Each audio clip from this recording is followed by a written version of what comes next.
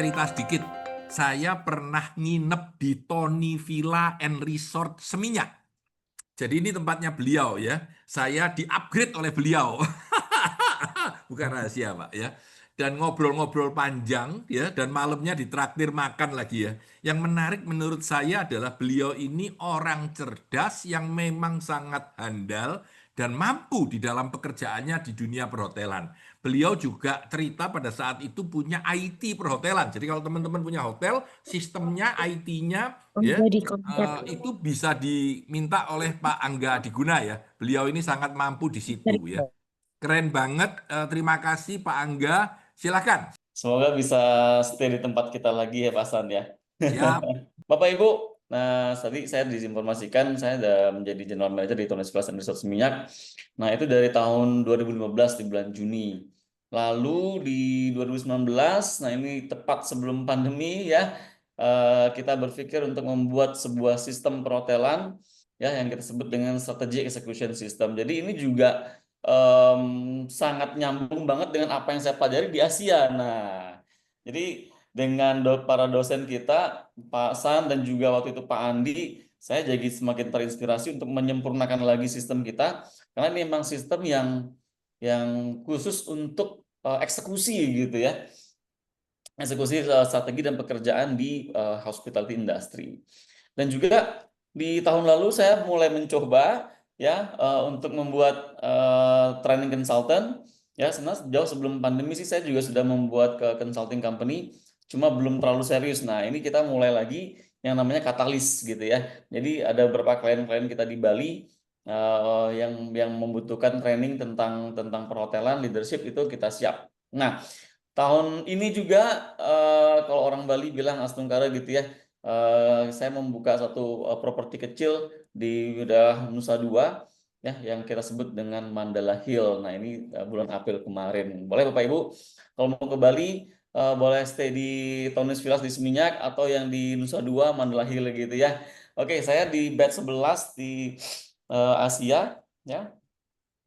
Nah Bapak Ibu, leadership evolutions ini sekali lagi sangat-sangat kita butuhkan untuk kita bisa menjadi leader yang efektif dan juga sebenarnya adaptif terhadap perkembangan zaman pada saat ini gitu ya, karena organisasi saat ini sangat-sangat berkembang dan kita harus siap untuk menghadapi apapun tentang perubahan-perubahan ke depan, terutama ketika kita memimpin suatu perusahaan begitu ya. Sedikit informasi, perusahaan yang saya pimpin saat ini ada kurang lebih 110 karyawan, dan juga di tim yang lainnya di IT juga mungkin sekitar 120 karyawan begitu ya. Nah untuk itu saya pribadi juga harus tetap mengadaptasikan diri saya bagaimana bisa menciptakan suatu outcome yang tetap bisa relevan ke depannya. Nah outcome yang kita harapkan selalu pastinya adalah perubahan company culture yang sifatnya adalah kita mau menjadi company yang bisa adaptif terhadap perkembangan zaman apapun itu ke depannya gitu ya. Nah, Bapak Ibu, ini adalah modul yang saya create sendiri dari seluruh training, learning programs yang saya ikuti. Kebetulan saya juga sangat suka sekali mengikuti learning program baik di dalam negeri ataupun di luar. Nah, ini saya kemas menjadi satu ya, saya summary menjadi leadership evolutions. Nah, pada core-nya adalah pada intinya leadership pasti harus dimulai dengan fundamentalnya dulu begitu ya. Nah, fundamentalnya ini bagaimana memahami tentang karakter ya, dan juga apa sih leadership itu begitu ya. Nah, berikutnya baru kita bisa memahami karakter-karakter yang lainnya, seperti yang pertama yang dibutuhkan pada saat ini adalah self awareness dan juga emotional intelligence gitu ya. Nah, katanya kan jika kita memiliki IQ yang lebih baik, lebih bagus, nah itu jauh lebih baik daripada IQ yang tinggi gitu ya. Nah, karena pada saat ini IQ itu mungkin sudah lebih diambil alih oleh AI gitu ya.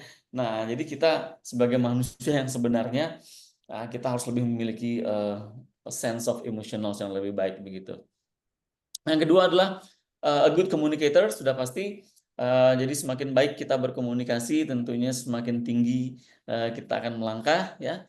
Yang ketiga decision maker and problem solver. Nah ini yang mungkin belum bisa dilakukan oleh AI gitu ya. Nah, ini kita menganalisa dan sebagainya untuk bisa decide sesuatu dan juga solve the problem.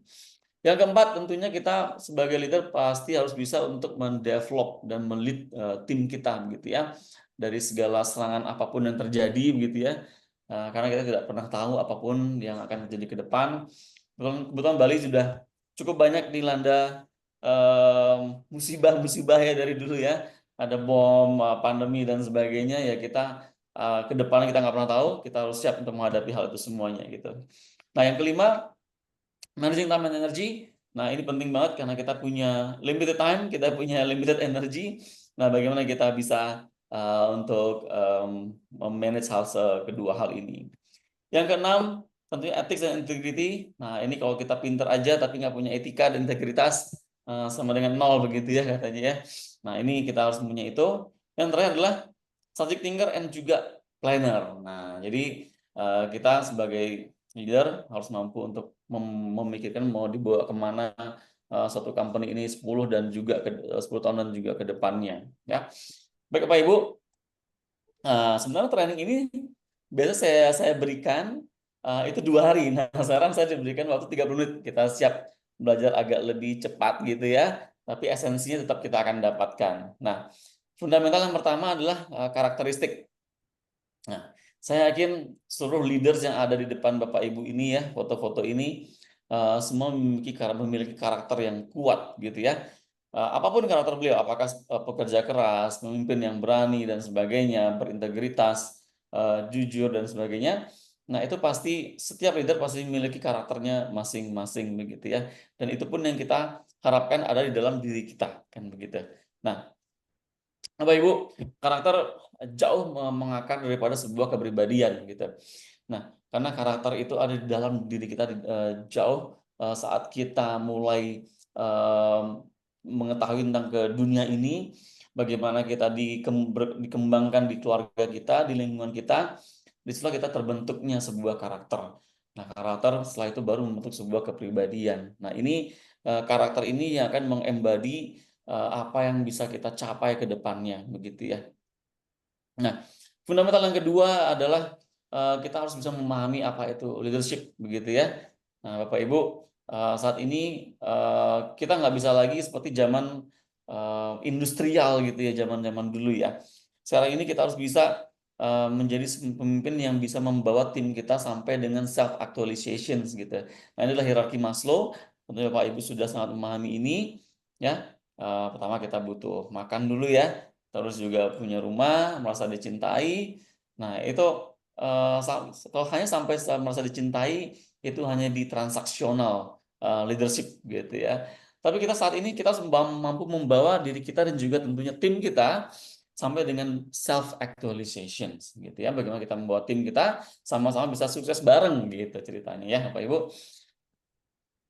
Oke, ini sudah. Nah, yang pertama tadi kita sudah melihat sedikit ya fundamentalnya yaitu tentang karakter dan juga apa itu leadership. Kita fokus pada transformational leadership. Nah, sekarang kita akan masuk kepada karakter yang pertama.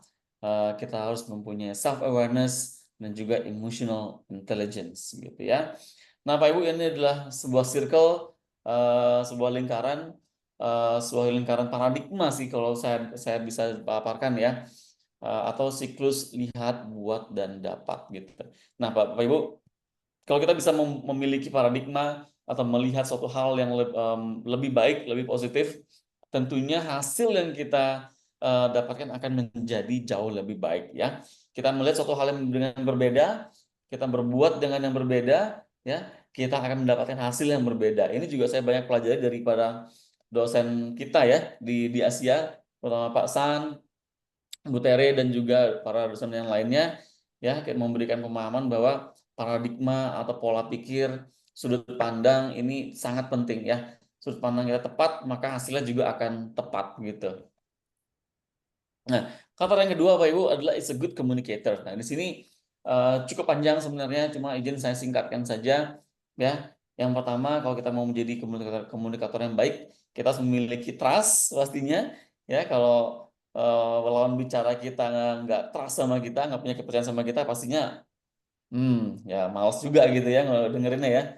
Nah, juga kredibilitas dan juga respect gitu. Nah, yang kedua adalah memahami diri sendiri dulu, sukanya berkomunikasi stylenya seperti apa, dan tentunya juga memahami orang lain. Nah, ini sangat penting banget ya. Jadi bagaimana memahami diri kita dan juga orang lain, tentunya kita menggunakan bahasa yang tepat seperti apa yang level kita dengan lawan bicara kita gitu ya. Kalau saya sering sampaikan, kita nggak mungkin ngomongin hotel okupansi, ngomongin rumus hotel okupansi dengan misalkan tukang parkir gitu kan, jadi kurang tepat. Nah, ini kita harus tepat juga pemahamannya. Oke, yang ketiga adalah gain enthusiastic cooperations. Nah, tentunya saat memimpin tim, kita harus tetap memiliki semangat yang antusias untuk bisa menciptakan teamwork dan yang juga terus terus terbakar gitu ya. Karena Bapak Ibu di Bali ini ada ribuan hotel gitu ya, dan kita bersaing satu sama lain dan tetap ada hotel-hotel baru lainnya yang akan berkembang. Nah, ini kalau kita tidak memiliki leadership yang kuat, wah kita bisa tergerus dengan kompetitor kita gitu ya. Nah, yang keempat adalah make ideas clear. Make ideas clear ini bagaimana kita bisa satu berbicara dengan bahasa yang sama dengan jelas seperti dengan orang yang kita ajak bicara, ya. Dan juga kita bisa summary dengan benefitnya apa gitu ya. Karena semua orang ngobrol sama kita kan pasti pengen dapat benefitnya gitu Pak Ibu ya. Dan juga yang terakhir adalah managing disagreement. Nah, di sini kita sangat sangat diinformasikan kalau jangan sampai kita memakai bahasa-bahasa yang negatif atau berkonfrontasi lebih dulu gitu ya. Kita prefer untuk menggunakan bahasa kalau ada disagreement, misalnya ketidaksetujuan, ya gimana kalau kita lihat dari sisi yang ini gitu kan ya. Kalau dari pengalaman saya yang dulu sih begini gitu. Bagaimana kalau kita coba pertimbangkan. Nah, dibandingkan dengan kita langsung bilang enggak seperti itu gitu. Nah, itu akan menimbulkan konflik gitu ya Bapak Ibu ya. Oke. Nah, framework-nya seperti ini sedikit Bapak Ibu ya. Selalu ada filter-filter saat kita berbicara, apakah filter tentang kondisi kita, kondisi keadaan sekitar. Misalnya kalau kita ngobrol di samping genset yang sedang hidup gitu kan. Nah, itu kan mengganggu. Terus juga bahasa-bahasa yang berbeda ya, mungkin ada bahasa dari daerah dan sebagainya. Itu juga disebut dengan filter, jadi kita harus samakan frekuensi kita dengan orang yang kita ajak berbicara gitu ya. Nah, pilar yang ketiga Bapak Ibu, gain enthusiastic corporations. Nah, ini kita sekali lagi berkomunikasi dengan bersemangat gitu ya. Yang seperti sampaikan tadi, selalu sebagai seorang leader, gain enthusiastic corporations, ini kita kalau sebisa mungkin kita avoid the conflicts, kita gain cooperation, kita berempati dengan diri kita dan juga tim kita, memahami mereka, dan ujungnya adalah pasti sell the benefit, karena semua orang ingin maju sama-sama sebenarnya gitu ya. Di dalam hatinya mereka ingin maju, cuma mereka belum tahu apa value dari dirinya mereka itu sendiri begitu ya. Nah, pilar yang keempat dari komunikasi adalah make ideas clear, ya. Ini ada guidelines-nya Pak Ibu ya, Lions gitu. Ya, language-nya easy to understand, kita ilustrasikan poinnya dengan jelas, kita organize thoughts-nya, jadi jangan terpancing untuk ngomong sana sini, sebenarnya ngomongnya cuma mau lurus aja tapi mau ke kanan kiri dulu gitu ya. Dan juga narrow the subject, ya. Simpelkan aja apa yang mau diomongin lalu summary gitu. Jadi nggak perlu tergoda ngomong sana sini gitu, jadi orang nggak jelas dengarnya. Nah, yang terakhir tadi managing disagreement, kita harus confident kalau pendapat kita itu memang benar, harus didukung dengan bukti-bukti gitu ya. Kalau emang kita belum nggak tahu dengan jelas ya kita sebaiknya ya diskusi kan gitu. Oke, karakter yang ketiga, kita harus mampu menjadi seorang yang decision maker dan juga problem solver. Ini penting banget ya.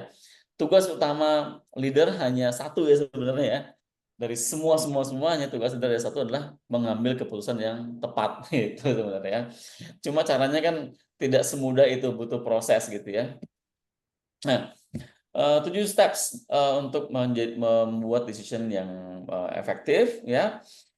Nah, yang pertama kita harus mengidentifikasi dulu decisions kita itu seperti apa yang mau kita ambil, apakah dari berbagai angle. Nah, itu sudah ada kita pikirkan efek-efek sampingnya gitu ya.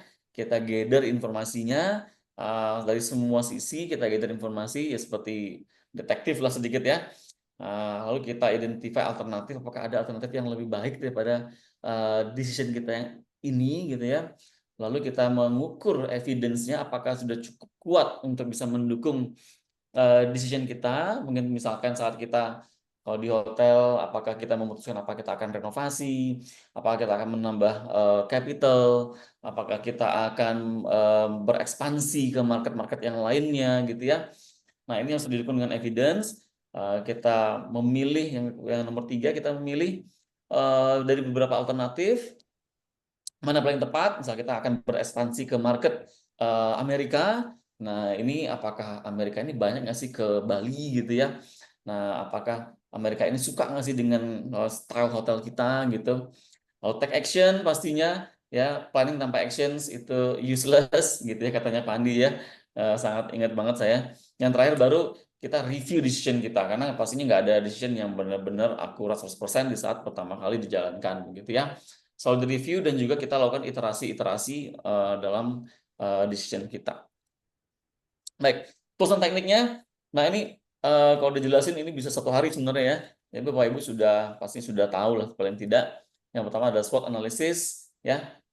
Yang kedua ada CNB analysis atau cost and benefit analysis. Jadi mempertimbangkan kalau misalnya saya di hotel menggunakan CNB untuk membeli, apakah kita perlu beli linen baru, apakah kita belum membeli furniture baru gitu ya.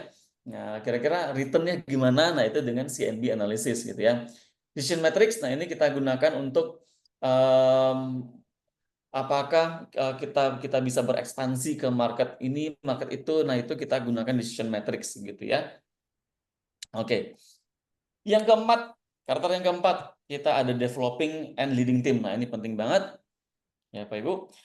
Nah, ini ada 4 pilar ya. Yang pertama one on one coaching, seorang leader harus mampu coaching one on one ya, minimal kalau di kami itu 1 minggu sekali. Yang kedua, prepare tim untuk mencapai result. Yang ketiga, create a feedback of culture. Yang kita, karena kita orang Indonesia kadang-kadang males ya memberikan feedback, jadi lebih suka diem aja gitu ya. Nah, ini juga salah. Kita harus siap memberikan feedback untuk growing our organizations.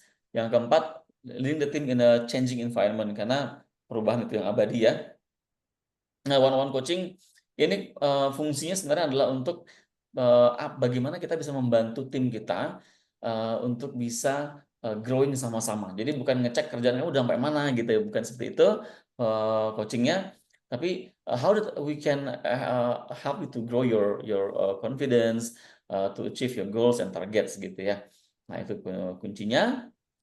Nah, ini saya skip aja.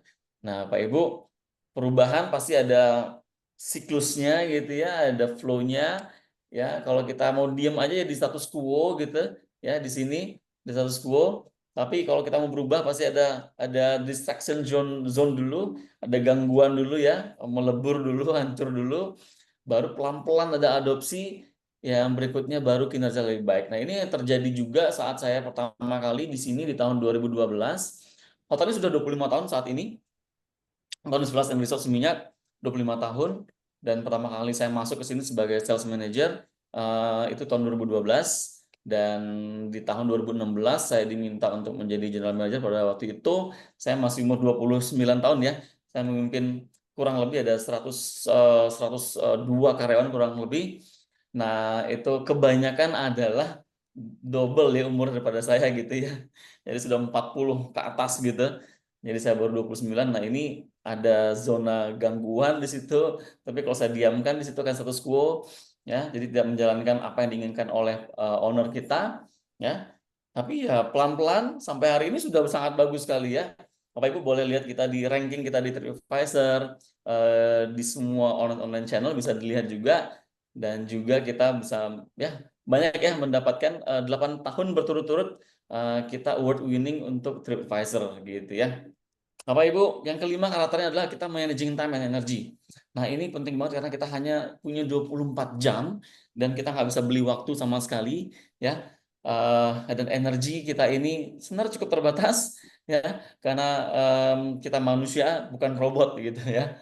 Nah, Bapak Ibu, bagaimana saya memanaging time? Yang pertama, saya mulai bangun jam 4, almost setiap hari kecuali weekend saya skip sekali ya, agak bangun agak siang jam 6 gitu ya.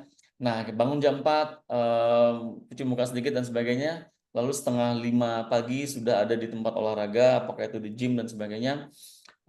Lalu pulang, nah itu mulai untuk memplankan hari ini mau ngapain aja, atau mau menulis dulu sebentar, mau baca buku sebentar, ya, selalu siap-siap untuk bisa ke kantor. Nah ini Bapak Ibu, em, itu sedikit untuk bagaimana saya memanage waktu sehingga saya bisa memanage 4 pekerjaan saya saat ini, ya. Nah, yang pertama kita harus ini ada matrix ya, matrix waktu gitu ya, time matrix. Nah, yang pertama ini ada Q1, Q2, Q3, Q4 gitu. Nah, kita harus berfokus pada yang Q4. Nah, Q2 maksud saya. Adalah bagaimana kita bisa menjadi manusia yang efektif gitu ya. Jadi efektif ini bagaimana kita memplanningkan secara jangka panjang sebenarnya. Jadi kita di orang Indonesia, mohon maaf, kebanyakan adalah bergerak berdasarkan impulsif gitu ya. Jadi tiba-tiba begini, tiba-tiba begitu. Nah ini akan sangat sulit kalau kita mau mencapai goal jangka panjang. Nah itu kebanyakan kalau kita mainnya di Q1, Q3, dan juga Q4 gitu ya.